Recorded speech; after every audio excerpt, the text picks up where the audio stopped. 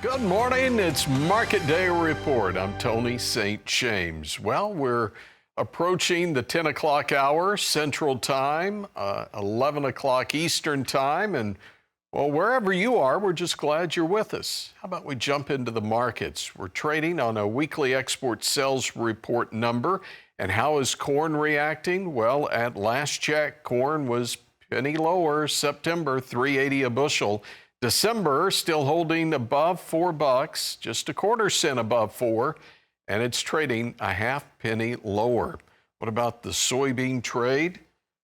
Well, we see this morning higher movement, up 7 3/4 on the old crop at 960.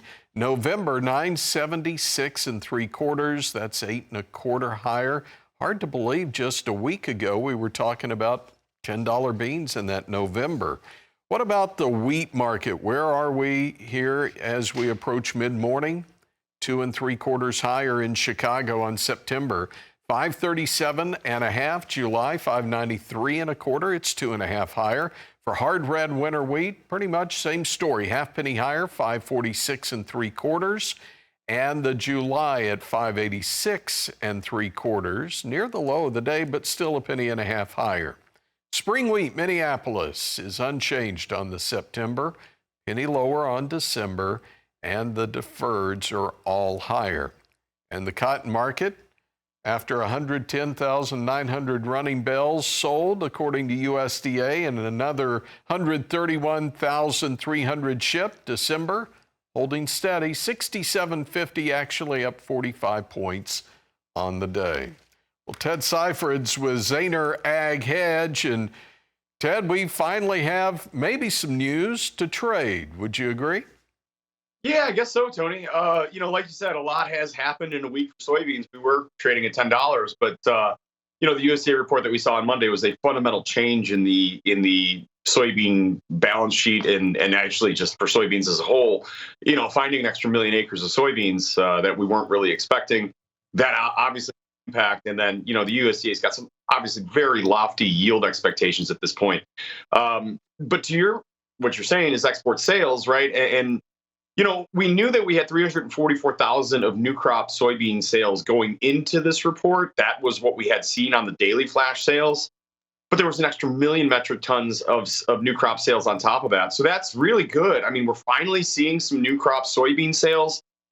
And that's a bit positive for the market. Now, I say a bit positive because keep in mind that with the production increase that we saw from the USDA on Monday, they also increased our export projections by 25 million bushels. And we're a long ways, or we're rather behind. Now, granted, the marketing year actually doesn't even start till the end of this month or beginning of next month. But normally this time of year, we've got some pretty hefty sales on the books, and we just don't. So this is a step in the right direction, Tony.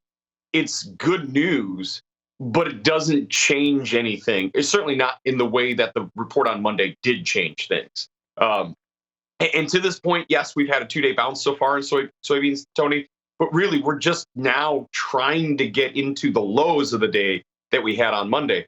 So overall, this has still just been a rather down week for soybeans. The question here is going to be, is this a dead cat bounce? Are we going to go out and take those lows out here soon or not? And I'll say, there's still some weather. There's still a weather window for soybeans, but getting the rains that we're getting and, looking at the forecast that was just talked about, it's tough to get excited about a weather issue for soybeans right now. We'll find more about that when I go on Pro Farmer Crop Tour next week. I'll be giving you guys updates daily at 11:30 Central Time.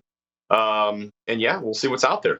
I can't wait to hear that because it's one thing to have a USDA number.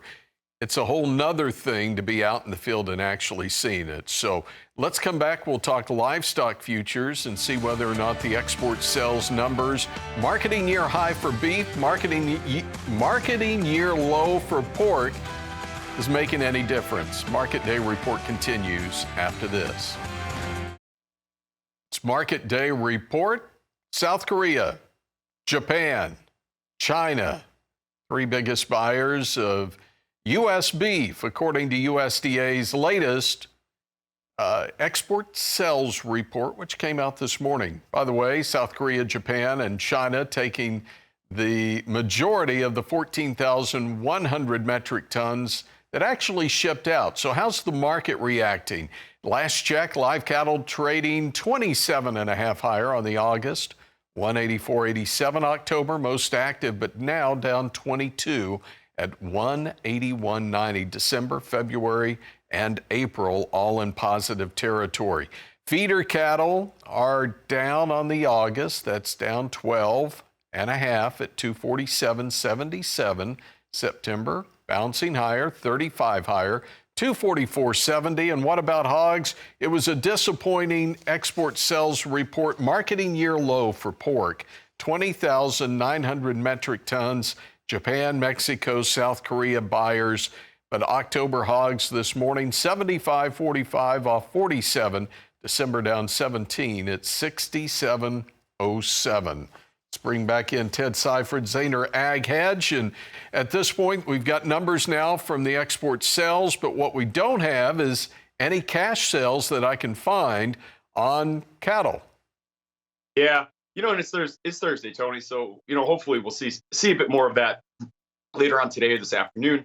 But to your point, marketing your high in beef sales, and also take a look at equities. I mean, you've got the Dow up 400 points right now. And this is the highest it's been since that big break that we had that Friday and Monday, little flash crash there.